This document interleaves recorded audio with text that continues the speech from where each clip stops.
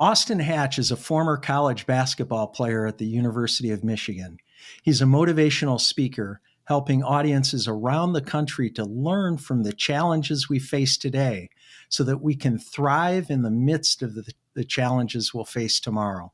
Although Austin is a young man, he is definitely no stranger to monumental adversity. His life is a testimony for reframing adversity as opportunity and the choices we have in life about whether we're going to let our circumstances defeat us or inspire us to overcome whatever difficult situation we might be facing. If you're already familiar with Austin's story, then you know the emotion that's going to be packed into our show today. If you're not yet familiar with the story of Austin Hatch, you will be, and I promise your life will be changed forever. ESPN, in its 16-minute feature on Austin in 2015, described his experience as a journey of biblical proportions. This is going to be a particularly emotional show for me because I knew Austin's mom, Julie, and his dad, Steve. Welcome, Austin, and thanks for joining us on Life Excellence. Yeah, thank you so much for having me, Brian. I really appreciate it. Great to be with you. It's great to be with you as well. Austin, as you know, I grew up with your mom, Julie, in Saginaw, Michigan. And your mom was one of the kindest, most amazing people I've ever met. And I'm not just saying that because she was your mom. She was well-liked by everyone, was very athletic. And I don't know if you knew this or not, but she was the homecoming queen in high school. She was that kind of person. And your dad, Steve, was the same way. He was kind of a man's man. I mean, the women liked him and the guys did too. He was kind of that stereotypical tall, dark, and handsome, liked by everyone because he was such a great guy. Although your dad also grew up in Saginaw, he and I didn't meet until we got to Alma College, and your dad was a year older than both your mom and me. Austin, I share that to set the stage for your life growing up. Your parents had a great life as kids, and they had a similar amazing life as adults. Your dad went to medical school and became an anesthesiologist, and he and your mom created a beautiful family with 3 children, your sister Lindsay, you, and your little brother Ian. I don't know how much you remember from your early childhood, but I'm guessing you had a pretty great life. You vacationed at your second home in northern Michigan and were able to get there most weekends in the summer because, of course, your dad was a pilot. And then in an instant, everything changed. You were just 8 years old at the time. Tell us what happened, Austin, on September 1st, 2003, and how your life would be changed forever. Yeah, well, tragically, so as you mentioned, we flew to northern Michigan very regularly from our home in Fort Wayne, Indiana. And on September 1st, 2003, as we were preparing to land in Fort Wayne, the airplane tragically crashed and claimed the lives of my mom, Julie, who was 38 at the time, my sister Lindsay, who was 11, about to turn 12 a week later. My little brother Ian was only 5. Incomprehensible loss. That's really the only way I can describe it. But my dad and I found a way to press on and miss that, found a way to keep living our life. And that's not something you ever get through, but I think it's just something you learn to live with and find a way to keep moving forward in the face of it. And yeah, we just found a way to keep moving forward.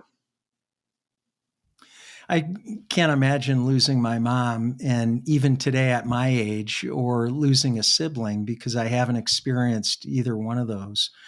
But at the time, at 8 years old, your family was really your whole world. What was that tragedy like for you and your dad? And can you share a little bit about how your relationship with your dad strengthened through the loss you both experienced? Yeah, well, it's, like you said, family's everything, and they helped us through it. And obviously, it was equally devastating to them in a different way. For my grandma and grandpa, my mom's parents. I mean, I can't imagine what it was like to lose a daughter, let alone 2 grandchildren, right? And for me, obviously losing a mom and my siblings is awful, terrible, horrific, whatever adjectives you want to use, but it's different. Like, I don't know what it's like to lose a child or grandchildren, and so my family, like they just pressed on too, and they just found a way to keep living, keep moving forward, and My wife and I are expecting our first this fall, and I can't imagine. I mean, obviously, I'm not even a dad yet. Well, I guess maybe I am, but we don't have a baby to hold in our arms yet. But I can't imagine what it was like, and for my dad too to lose that, and how he led me through that. He led me through that and showed me what it looks like to persevere and keep moving forward. And again, I don't know how he did it. I can't imagine losing my wife. We've been married 4 years, been together 9. Um, but yeah, he just found a way to keep living. He and my mom were together 25 plus at that point. So yeah, it's just a challenging situation, but my dad made the best of it, I think, and showed me how to do the same. Yeah, Austin, I remember running into your dad while skiing up at Boyne, and it was I think it was 2004, and it must have been right before he met Kimberly.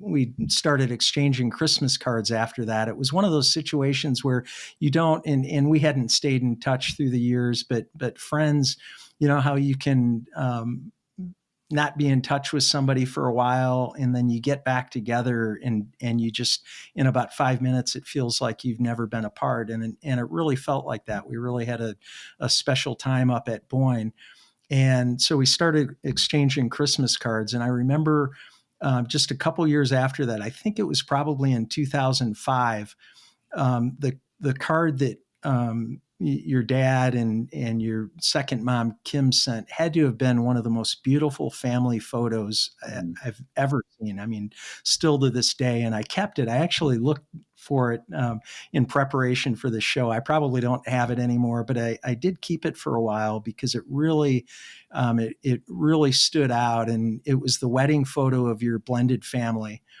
And I remember it's a beautiful photo. I hope you have it.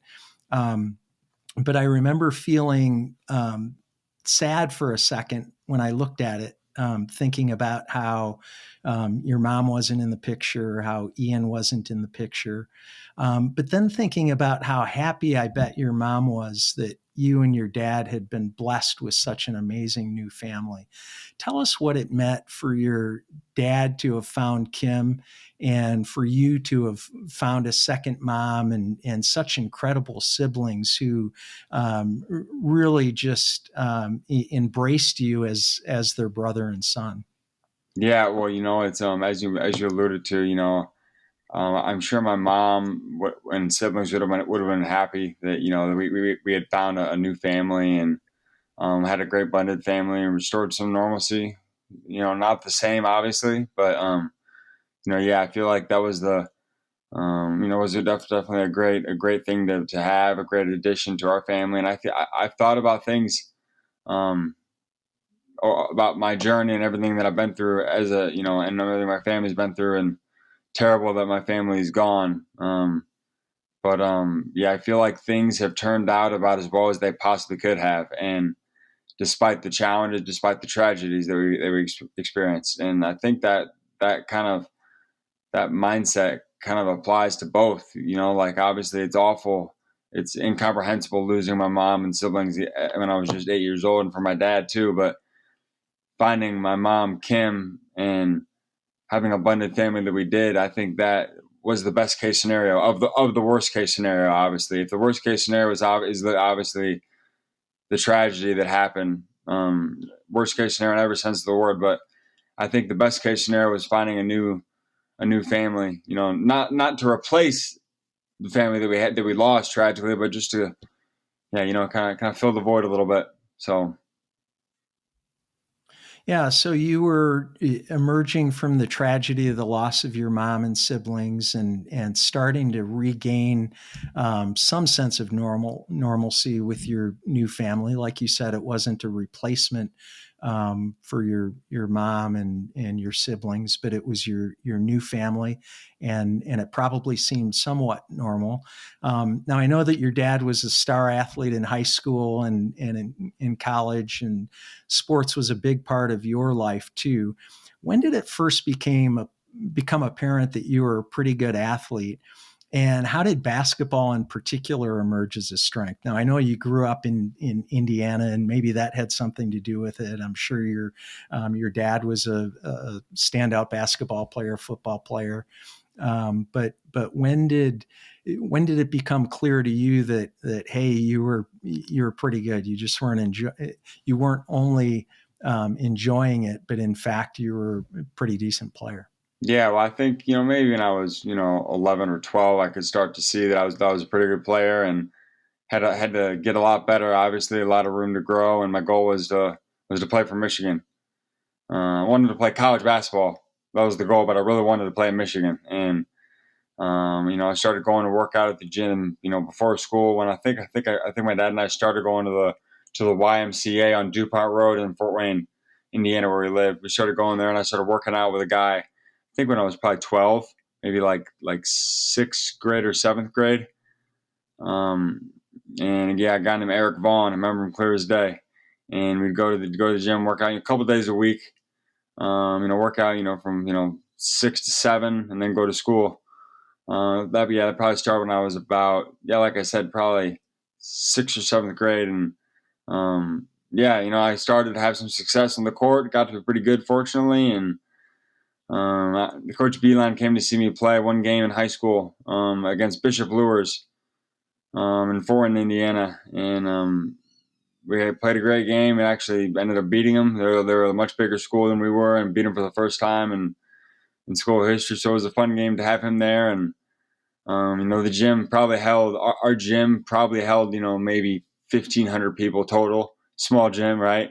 Standing room only, just totally packed the whole so it was a cool game for Coach Behind to see, and yeah, fortunately we got the win. I had a pretty good game too. So.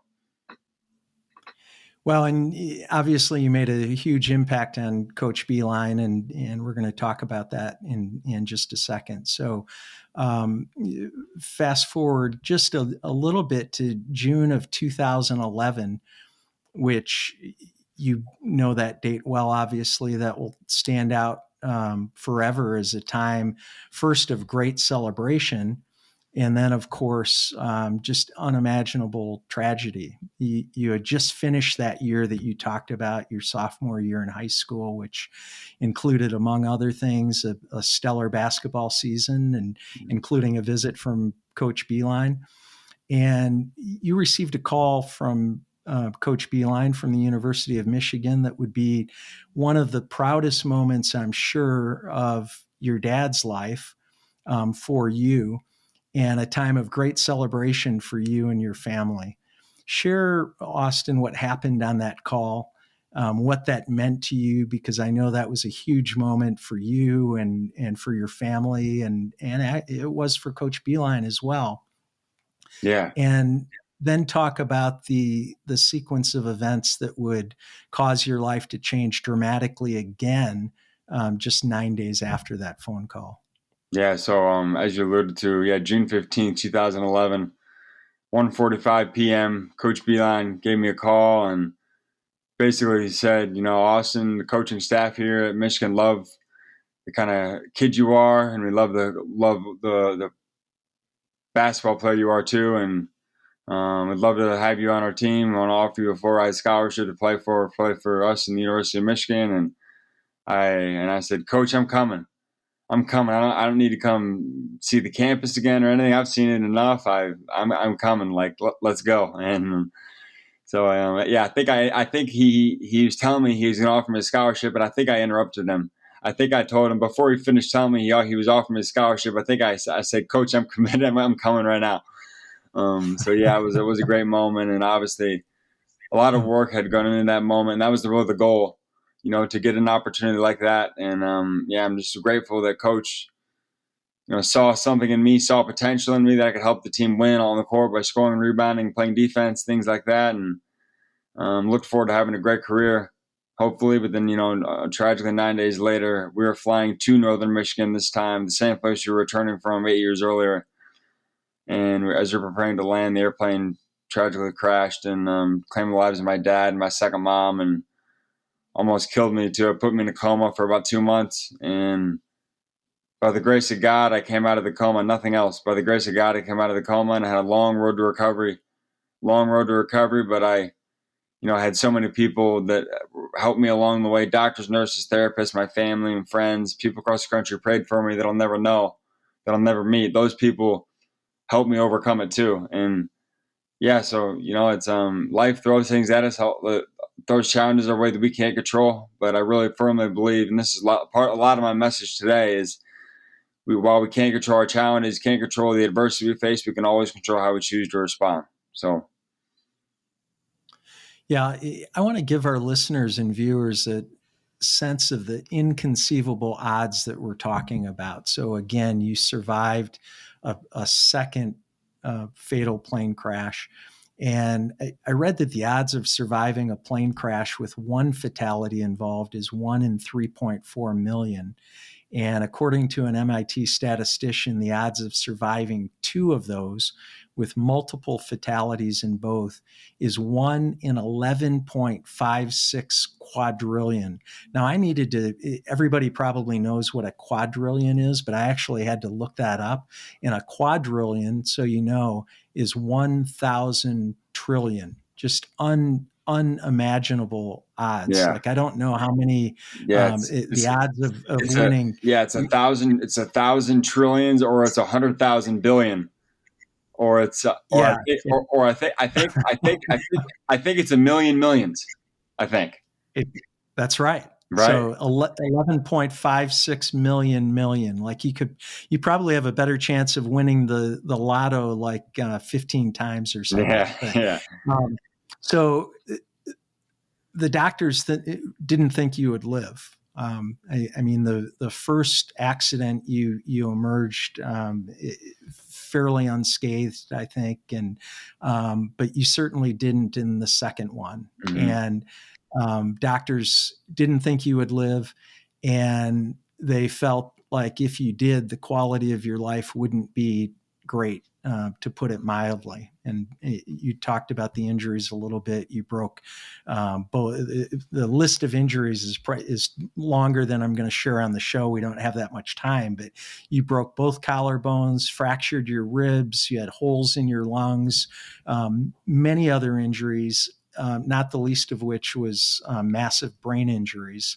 And then, of course, if that wasn't enough, when you woke up after being in the coma, at some point you learned that your dad and second mom had been killed instantly. Um, I just can't even imagine what that must have been like for you. And I was thinking about this, and I don't think there's a person on the planet who would blame you for being angry at your dad, at God, at the manufacturer of the plane or planes. I don't know if it was the same manufacturer of both. And Austin, I know people who struggle with faith or even the existence of God. It would be very easy for them to point to these two experiences and say, you know what, that's why I'm sure God doesn't exist, because he wouldn't allow something like that to happen to an 8-year-old boy, and certainly wouldn't allow it to happen to him again when he's 14. How did you navigate through what must have been just an absolute whirlwind of emotions? And what was it that caused you to respond the way you have, and to use these tragedies not only to navigate through life on your own, which I'm sure even today has to be incredibly difficult, especially at certain times and on certain days, and as you're reminded of certain things in your family, but you've used it to not only overcome adversity yourself, but to help others work through the tough times in your life. How did that happen? yeah. Well, I think it comes from what I kind of learned to associate adversity with. Like, we can't control the challenges we face. Like in sports, you can't control what the other team does. You play, you do your best. You're going to lose a game sometimes. The ball is not always going to bounce your way, and like that's life. Like the ball doesn't always bounce our way, obviously, and when it doesn't, it's either you can feel sorry for yourself and say why did this ball not why did we not get the lucky break here? Why did the other team, or why did this happen to me? Or you can just acknowledge the reality of the situation and okay, this is tough. This challenge, whatever I'm facing, is challenging, but I'm going to find a way to grow from this, and I'm going to find a way to get better from it. And I think that I'm reminded of how Coach Beeline at University of Michigan would always say, whenever we'd lose a game, he'd say, we're going to watch the film of the game, and we're going to find a way to get better from it. Like we would record every game and every practice, so we could literally watch the film, watch the recording of the practice or game, and find ways to get better from it. And I think that's kind of a life idea, though. I think it makes sense for us all to, metaphorically speaking, watch the film of what we experience, like review. Obviously, we're not all recording every interaction we have or every challenge. We don't record the challenges we face, but I think we can replay them in our minds and just kind of think, okay, there are things here that I couldn't control, but there's some stuff here that I could control. What could I have done better? What could I have done to have an influence on the outcome of this? Or how could I have responded to this better? And it's like, you know what? I'm kind of reminded of how there's a couple lines in the cadet prayer at West Point that I think are really good ways to live life, and they especially apply to resilience, to overcoming challenges. The first line is, Lord, and this, whatever you believe from a faith standpoint, I think this is just a great way to live life. The first line is, Lord, encourage us in our endeavor to live above the common level of life. Second line is to never to be content with a half truth and the whole truth can be won. And the last line is, Lord, make us choose the harder right instead of the easier wrong.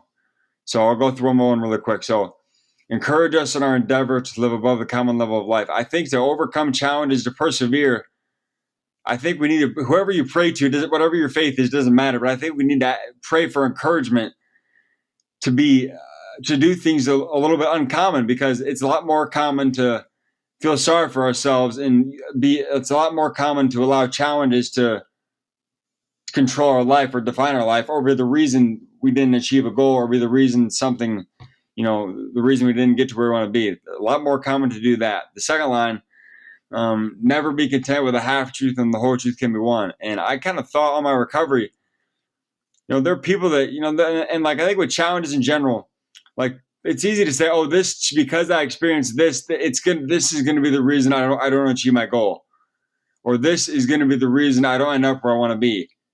Maybe, like you might, like it could be, right? Like what happened to me very well could have been the reason I didn't get to Michigan, and it would have been an inadequate reason, but that's a half truth. It could have been the reason, but it wasn't a guarantee that I wasn't going to get to Michigan, right? So I think the whole truth is, okay, this challenge is tough, but I can find a way to overcome this. I can. It's not a guarantee, but it's possible to find a way to overcome this. And I think just acknowledging that reality, acknowledging that it's possible to overcome, is very important. And the third line is, make us choose the harder right instead of the easier wrong.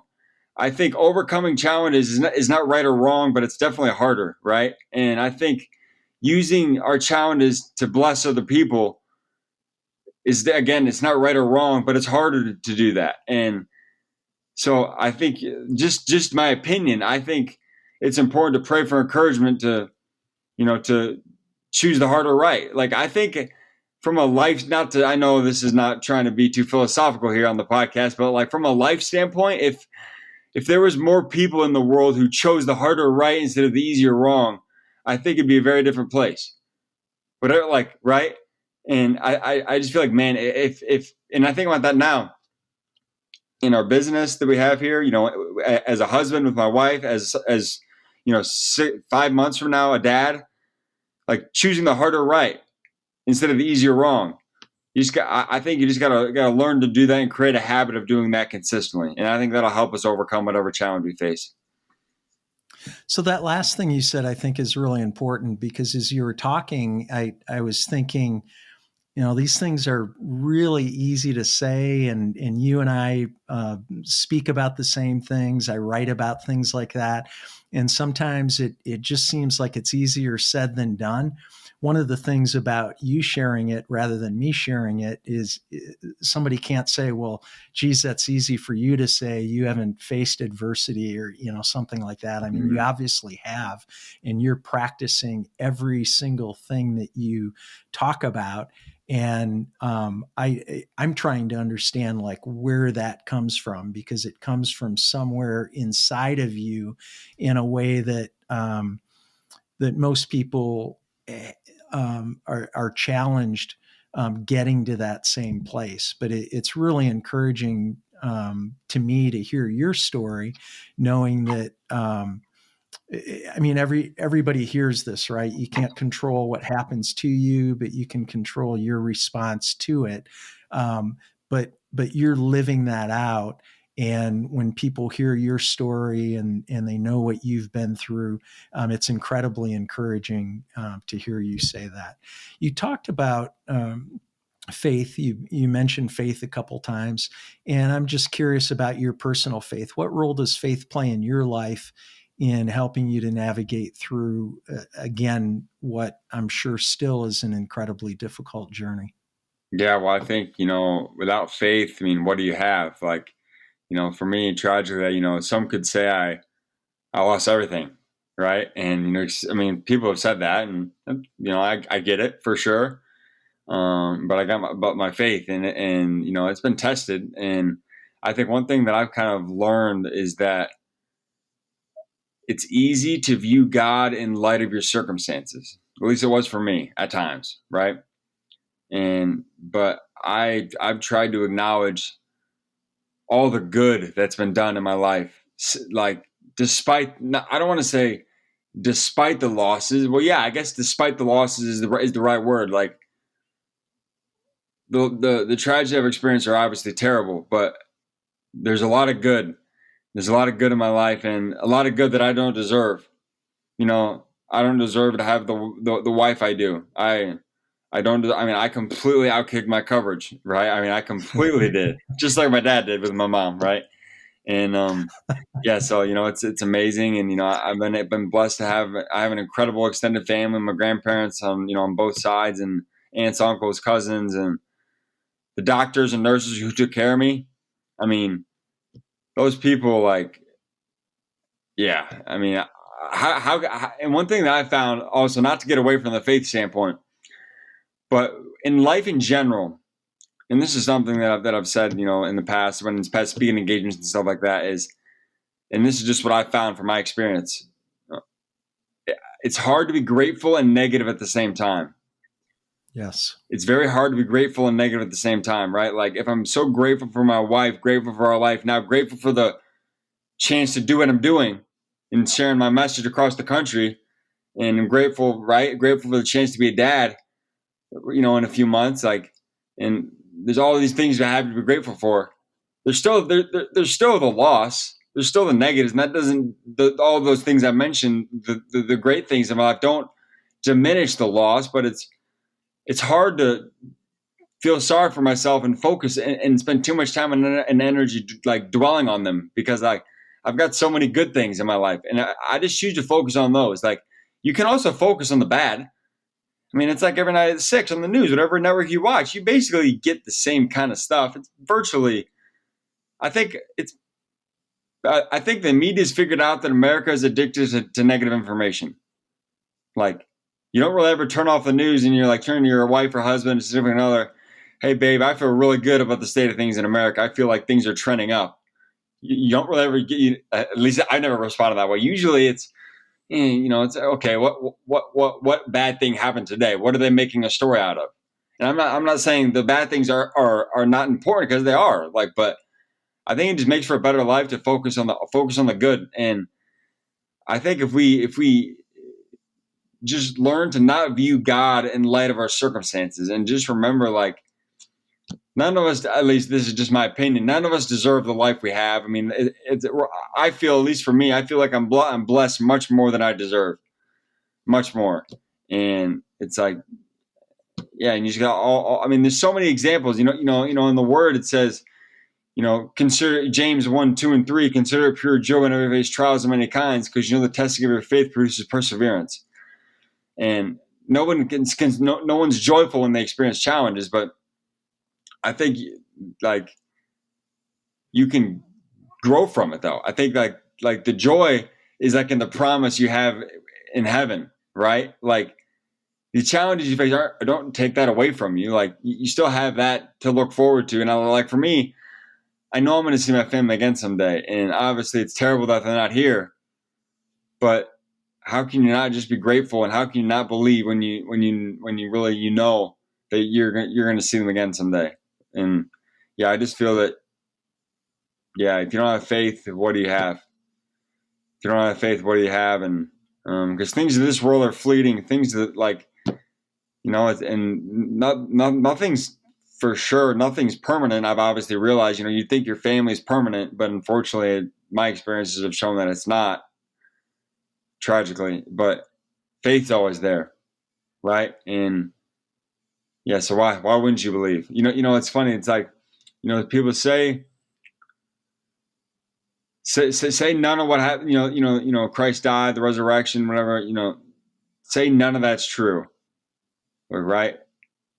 But then how are there billions of people around the world that have believed for thousands of years, right? Like it's just amazing, and I don't feel like I deserve it, and yeah, it's just again, just to go back to the same point, just hard to be grateful and negative at the same time. And if you're grateful, that Christ died for us, and just my opinion, and then we have the promise of eternal life to look forward to someday. How can you not have faith? So. Yeah, you're right. You cannot be grateful and negative at the same time. You can drop the gratitude and suddenly turn negative, but you can't hold both of those feelings at the same time. It's impossible. So what's helped you? And obviously faith is part of it, but what caused you to focus on the positive when you had every reason?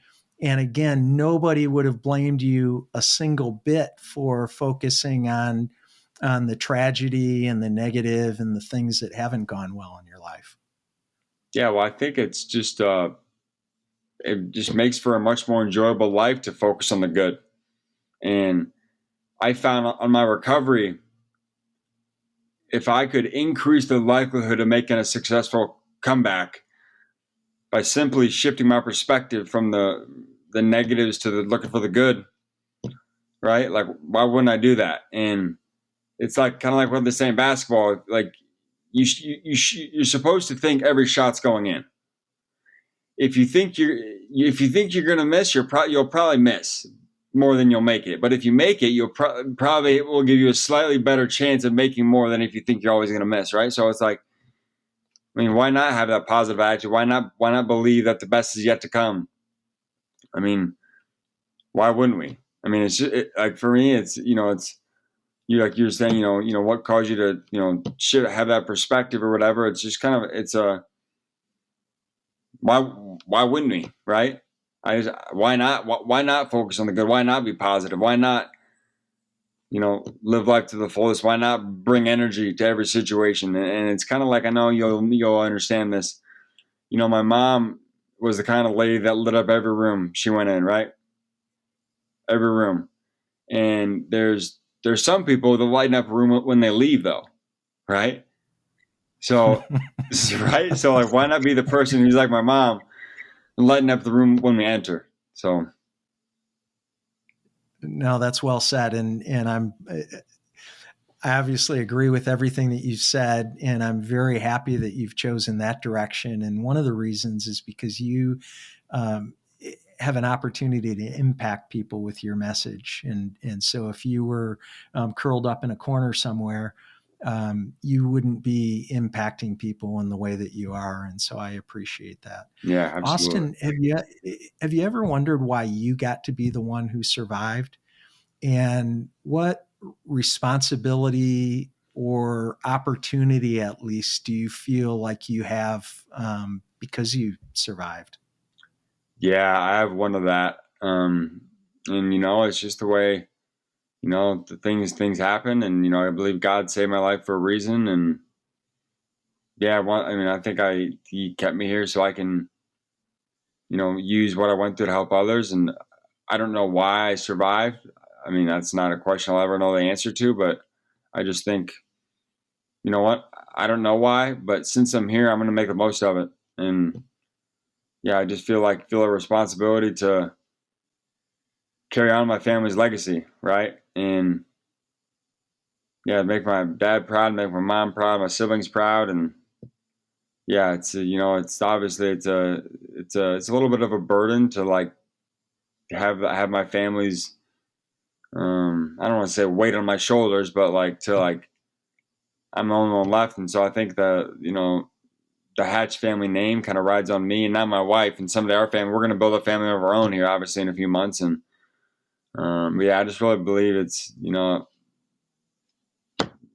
so terrible what happened and what we lost, but I'm just grateful that I have this life to live now, and um, grateful for the impact I can make on people, and so. Me too. Austin, your dream from the time you were young was to play basketball at the University of Michigan. Your mom graduated from U of M, and I'm guessing that was part of the reason that you wanted to become a Wolverine. For most people, that dream would have been crushed at the point that they were in a near fatal plane crash and had to relearn to walk, talk, and eat again. But you, as everyone listening to or watching the show certainly realizes by now, are far from most people. Tell us about the miraculous journey from June of 2011 to suiting up in a maize and blue basketball uniform and playing at Chrysler Arena. Yeah, well, I was so blessed to be given an opportunity to play for Michigan. And Coach Beyond offered me a scholarship June 15, 2011. And then the accident that happened tragically 9 days later almost took my life. I came out of the coma by the grace of God and amazing doctors too.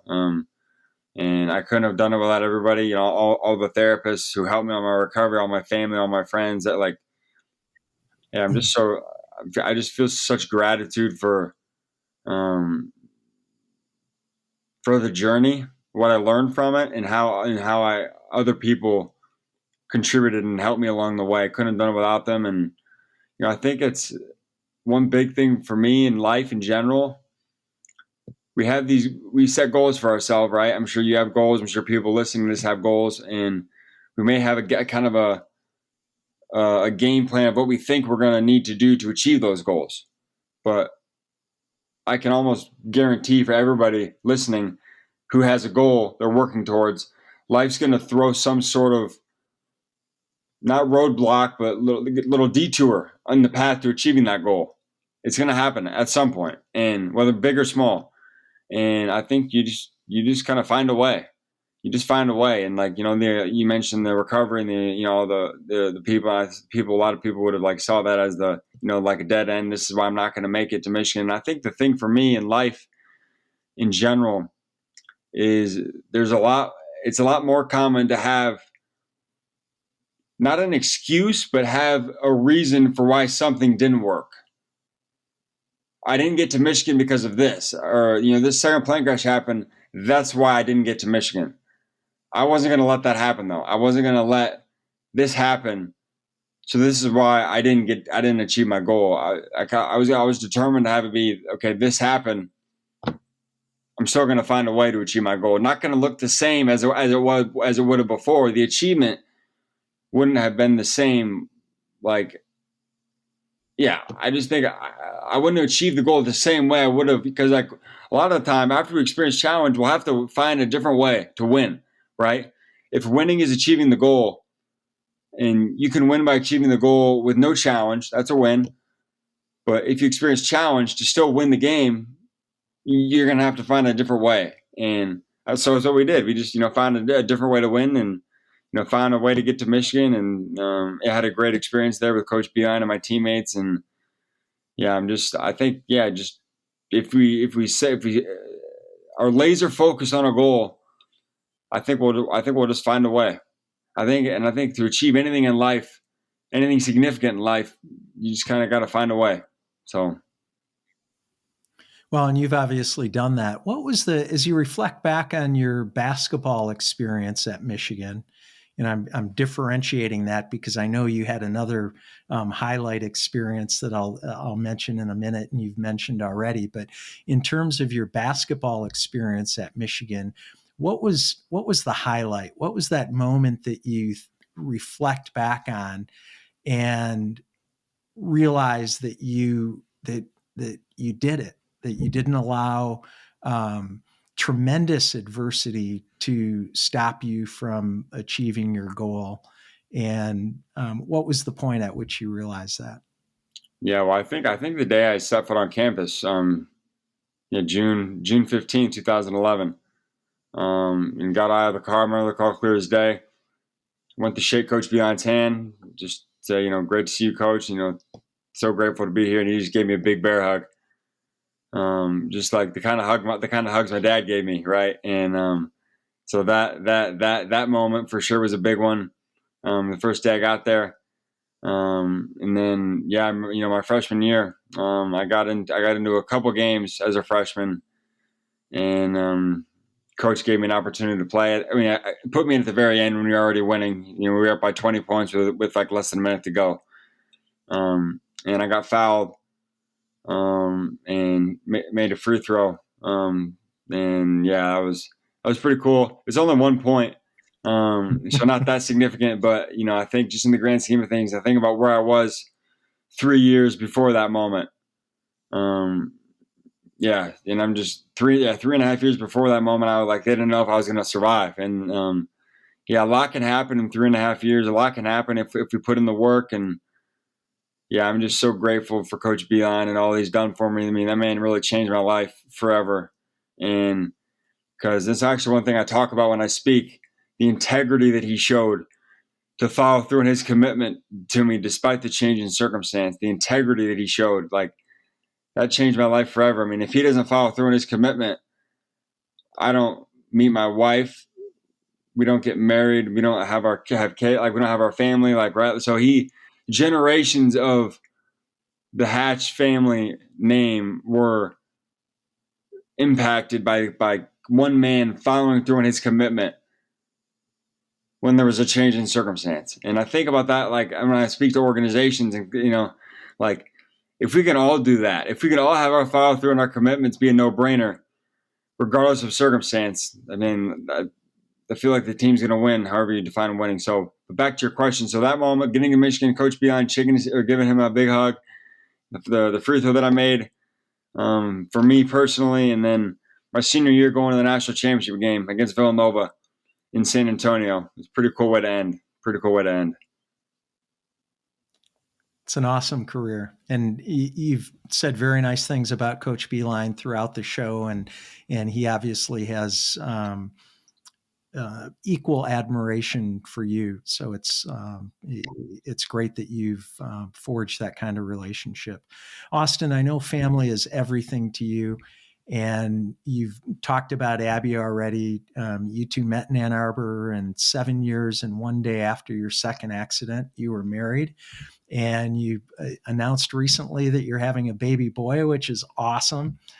How do you think your life experiences thus far shape who you are as a husband and how you'll be as a dad? I'm sure you've thought about that a lot already. Yeah, well, I think more so than my life experiences, like alluding to the tragedies that I experienced. More than that, the way I was raised, with both my parents, but especially my dad, because I mean, obviously it's both my mom and my dad. Those first 8 years, my parents crammed more into 8 years than I think most people cram in their whole life. What they taught me and how they kind of how they shaped me from the very beginning. But yeah, the way I saw my dad, just be a good husband, a good father, and how involved he was in my life and how he was always present, and the effort, the intentionality he had to our relationship. He was busy. right? A doctor, treating 50 or 60 patients every day, like crazy busy guy, right? But he always made time for me. And I think I say made time for me, like I think there's kind of like there's life work balance and there's work life balance. I think my dad's the way he did it, it was life work. Obviously, your career is very important. My career is important. My dad's career was important, but like being a husband and a dad, it was the priority. And yeah, I'm just carrying. There's an infinite number of lessons I learned from both my parents. Just how loving they were and how supportive and how there's so many things I could talk about, but from the kind of woman my mom was too, and just amazing. And I think the thing especially though, what I don't want to say that I wasn't grateful before I experienced the losses that I did, but I think what I've experienced is my life experiences have made me all the more grateful though. And I think I didn't need to go through what I did to share that lesson with our kids, but just like I really wanted to like emphasize gratitude in life, because it's like you think about it, pretty much everything in life comes back to gratitude. Like the way you treat people, the way you approach things, the way you go about business, the way you the way you love your wife, your family. It's like, man, if I'm grateful for my wife, I'm not gonna be a jerk to her. I'm grateful for our son. I'm not gonna be a dad that goes halfway. I'm not gonna be a dad that's absent all the time, that's gone all the time, doesn't make any effort. If I'm grateful for him, so I just think I'm just especially grateful. And I think that's the thing that I've learned from the challenges I face, is just have an immense amount of gratitude for everything, the big things and the little things. So I don't know of anyone personally who's experienced more adversity than you have. And yet, I remember Coach Beeline saying that you told him you've really only had 2 bad days in your life. And I guess after talking to you a little more, I can understand why you truly feel that way. Those aren't just words, and it really comes back to gratitude that you've talked so much about. But what advice do you have, Austin, for people who are struggling or who are facing some kind of adversity, who just can't get to that point of gratitude, or for whom life just isn't going that great right now? What kind of encouragement do you offer people like that? yeah, I'd say set a goal. Set something to work towards that you can do, that you're working towards every day. And I think having goals is extremely important in life. Having reasons to get up in the morning, reasons to get out of bed. It's like things to work towards. Set goals. For me, it was to get to Michigan. I coming out of a coma, I couldn't walk. I'm going to get to Michigan one way or another. I'm going to find a way. So I think setting a goal is very important, and find things to be grateful for, because I think since like the beginning of time, whenever civilization started, I think people have had, the human race has had an innate ability to find what we're looking for, right? Like if people were looking for food, thousands of years ago, they would find it, whether it was berries, or whether they would hunt animals or whatever. Or if they're looking for shelter, they would make it, or they would find something, or they would make it, right? So make a little a little hut, or a little place to sleep, or somewhere that could give them some protection, or whatever. Find what we're looking for. If you look for the positives, look for reasons to be grateful, we'll find them. But conversely, if we only look for the negatives, we'll find them too. Because there's a lot of reasons to be negative in the world too. You turn, like I was mentioning, you turn on the news, there's plenty of reasons to be negative. And I think so. I think set a goal, find reasons to be grateful. And I think I alluded to this when we were talking a little while ago about the Cadet Prayer at West Point. The 3 lines are all great, but I think especially when it comes to dealing with challenges, I think the third one is especially important, and it's make us choose the harder right instead of the easier wrong. But choosing the harder right versus the easier wrong is different for everybody, right? Like every person has a different career, a different life, a different family. But it's like, if there's things in life you could go one way, but put a little more effort in to choose the harder right. And I think we'll thank ourselves later for doing that. So I think if for anybody on the call who's dealing with something, first of all, I'm sorry you're dealing with the challenges you're facing, but I just encourage you to set a goal, find a way, find a reason to be grateful, and find things that you can choose the harder right instead of the easier wrong. Those three things. That's great advice. Thanks for sharing that. Austin, I'm truly grateful for your willingness to share your story. And I have to tell you, I couldn't be prouder for the way that you've taken your experience of tragedy and incomprehensible loss and used it to help others overcome adversity and accomplish your goals. Thank you so much for being on the show. I really, really appreciate you taking the time to get together. No, happy to do it. Happy to do it. Hope the conversation will provide value for those who listen. And I wish you and your family, your those closest to you, all the very best. And let's overcome. Let's find a way. Let's persevere. As my dad last line I'll say, my dad always said, "Oss, go big or go home, man. Go big or go home. Don't waste your time going halfway. Let's go big." I love it. And go blue. Go blue. Yes, sir. Always. Thanks, Austin. Thank you. Thanks for tuning into Life Excellence. Please support the show by subscribing, sharing it with others, posting about today's show with Austin Hatch on social media, and leaving a rating and review. You can also learn more about me at brianbartes.com. Until next time, dream big dreams and make each day your masterpiece.